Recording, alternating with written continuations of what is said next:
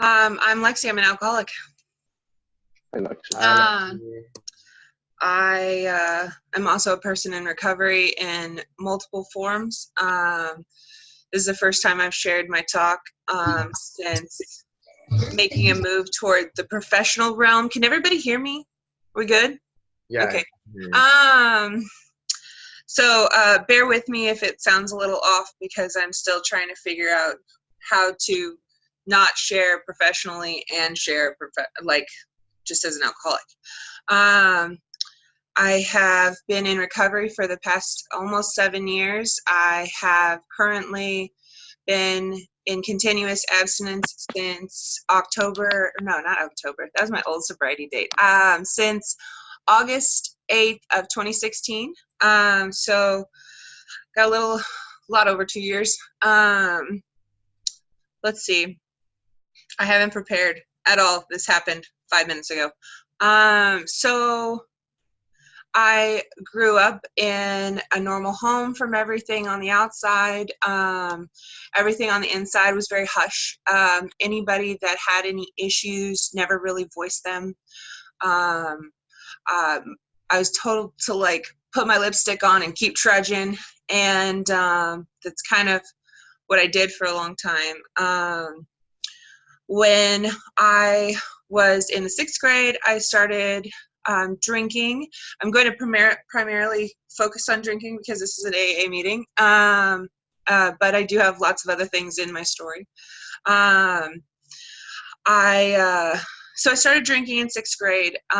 Everything kind of switched from there. When I drank, I had friends. When I drank, I could not feel everything that I was afraid to feel. And I didn't feel as bad about myself because in a lot of ways I had hated myself since a very young age. And by the end of the middle of 7th grade, I went to treatment for the first time. And so in 7th grade, I was 12 years old. And they put me on the substance abuse side. And I was like, what do you people know? And I ended up really liking the people that I met, and they wanted me to go to an AA meeting. So a 12-year-old, now I'm real tall, can't tell here, but I'm very tall, and so no one could assume that I was 12, but they knew I was very young. And this old biker guy from St. Louis, he spoke about going to war, and he spoke about, all this death that had happened in his life and drug use and all these things that I couldn't compute at 12 years old. And so I cried the whole time, didn't know why. And I ended up leaving with a lot of questions that I didn't answer myself until much later. I pretty much continued drinking inconsistently until I was about 15, and my life went down the tube because that was the party time. So I went to treatment again after my mom and I would get into horrible bouts of fighting, to where it was like cops were there all the time, and they took her word over mine because I'm a minor and I'm drunk. I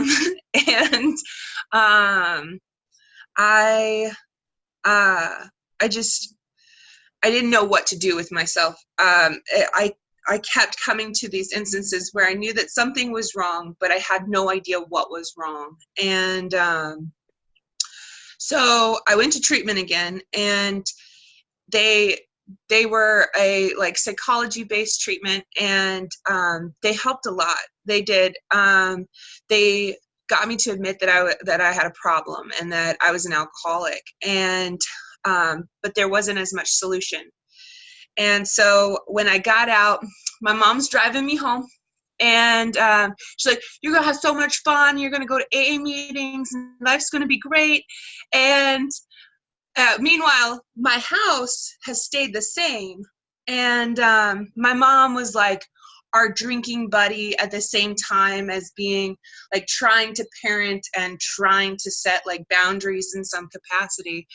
And so when I got out of treatment, they had stayed the same. And I walked in the house, and sitting there on the shelf that she'd bought my sister was a brand new like bong.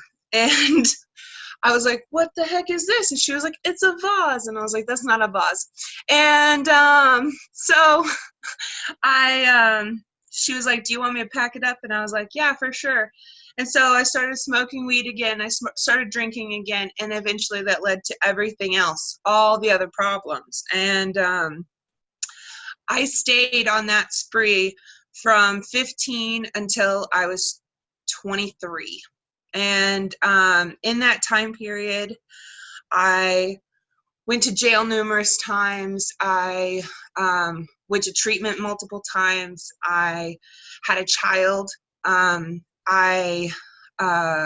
was homeless. I sold my body for alcohol. I sold everything in my apartment for alcohol. I sold everything that I could give away to get my stuff was what I did. And when I was 23, I had robbed my ex while he was at work. And he caught me, and he, instead of going straight to the cops, went to my mom and said, if you don't get her help, then I'm going to press charges. And so I'm eternally grateful for that moment, because I would have gone to prison for a very long time.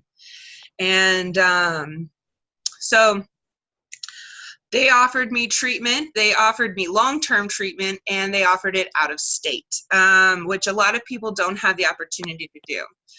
And so they gave me the option of, where was it? It was like Michigan in the winter, or Texas, like in the islands of Texas in the winter. And I was like, oh, I'm going to go to an island. I didn't even know Texas had islands.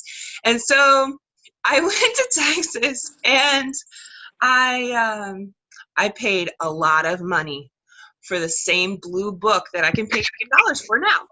And I got put in this program where it was kind of like a big book boot camp.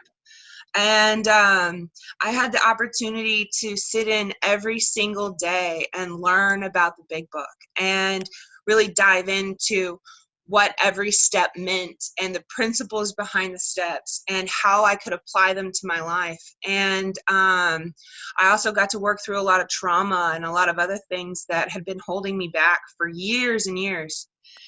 And when I left that treatment program and I came back to St. Louis, I was about 3.5 months sober. And I felt like I knew everything, because I don't know how many people have been in early recovery, but you think you know everything, especially if you work the steps quickly.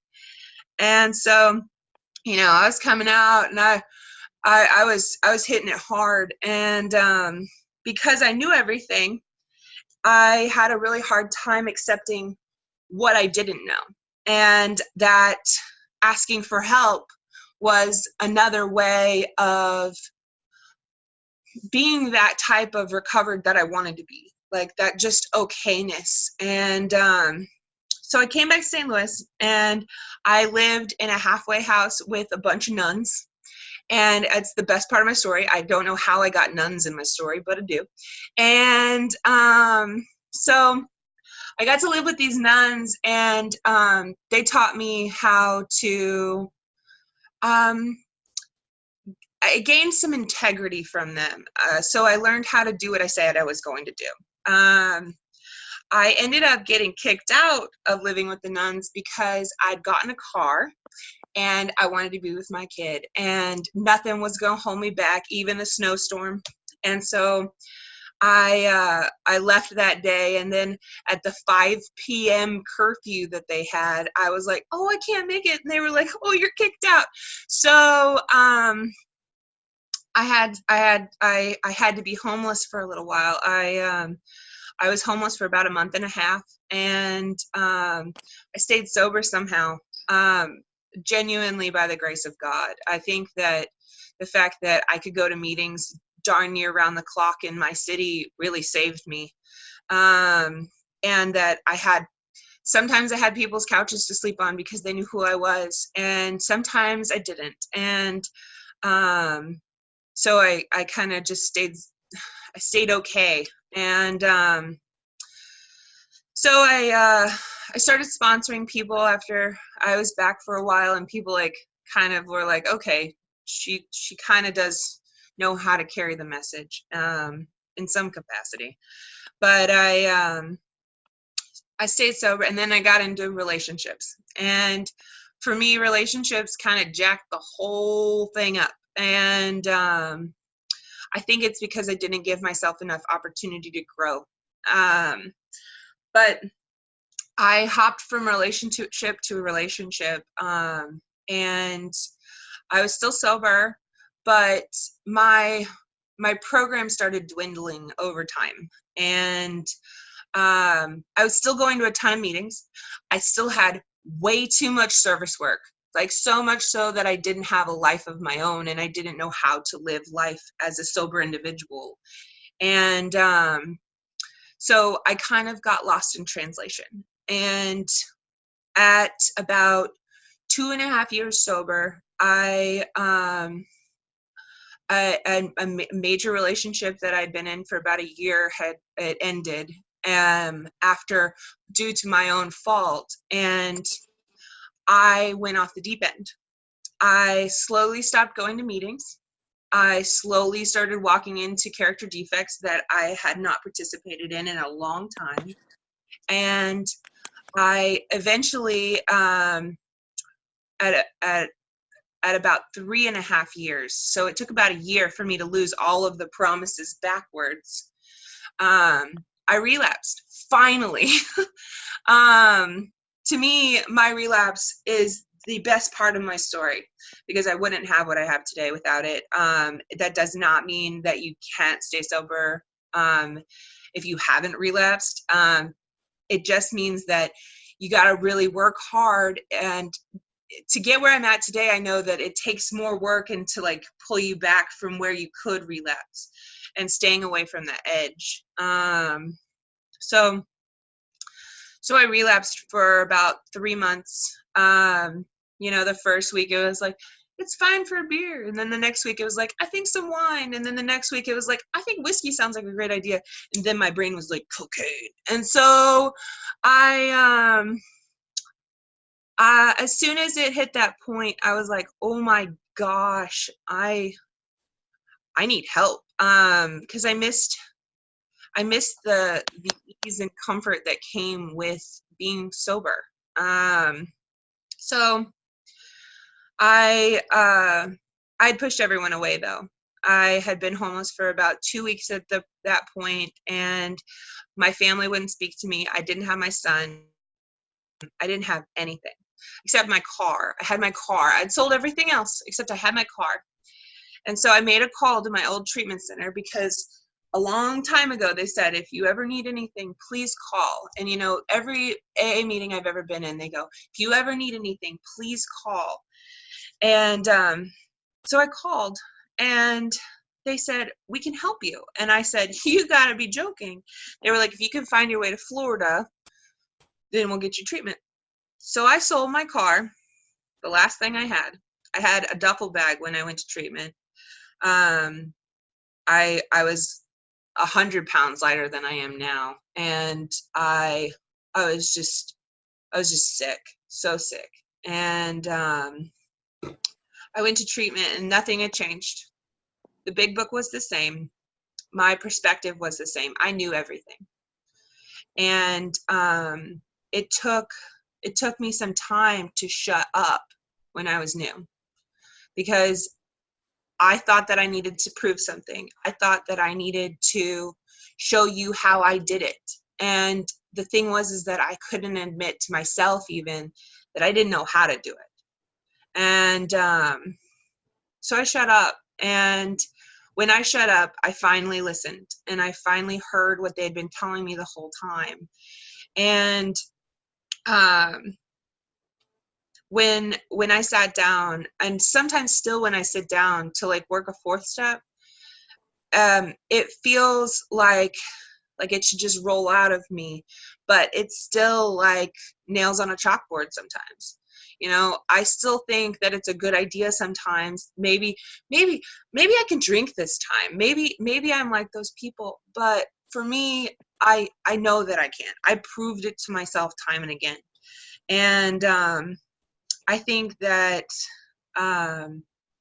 that recognition has allowed me a piece of humility that I was unable to attain before, because I didn't think that it was okay to admit that sometimes I still think about drinking.